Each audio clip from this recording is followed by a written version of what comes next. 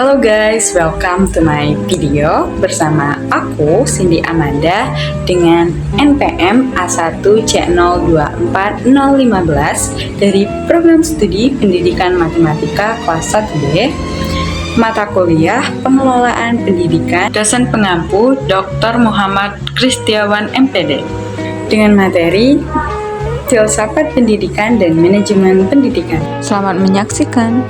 Jadi, kali ini kita akan membahas mengenai filsafat pendidikan dan juga teori manajemen pendidikan. Kita bahas satu-satu ya. Yang pertama, kita bahas dulu mengenai filsafat pendidikan. Ada yang tahu nggak sih apa itu filsafat pendidikan? Filsafat pendidikan berasal dari dua kata, yakni filsafat dan pendidikan.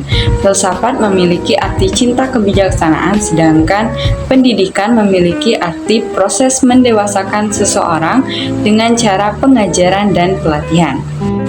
Jadi, pengertian dari filsafat pendidikan ini adalah penerapan metode dan pandangan dalam bidang pengalaman manusia yang disebut dengan pendidikan.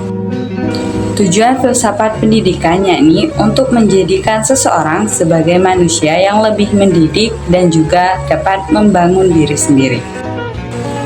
Setelah membahas mengenai tujuan dari filsafat pendidikan, selanjutnya kita bahas mengenai aliran-aliran filsafat pendidikan. Aliran filsafat pendidikan ini yakni yang pertama progresivisme, yang kedua konstruktivisme, dan yang terakhir yakni humanistik. Kita bahas yang pertama yakni mengenai progresivisme. Progresivisme adalah pemikiran mengenai perubahan pelaksanaan pendidikan menjadi lebih maju. Konstruktivisme adalah aliran yang berfokus pada pengembangan dan peningkatan logika setiap peserta didik.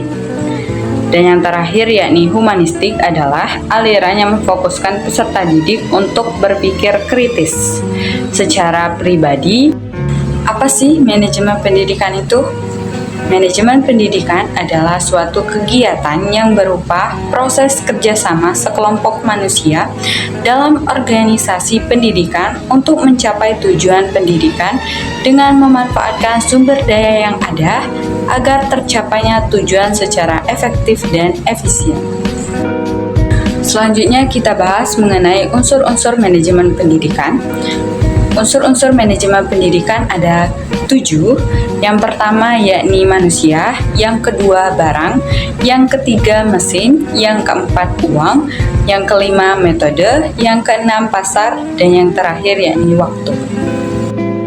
Tujuan dan manfaat manajemen pendidikan menurut Kurniadin dan Makali yakni salah satunya terwujudnya suasana belajar dan proses pembelajaran yang aktif, inovatif, kreatif, efektif, dan juga menyenangkan.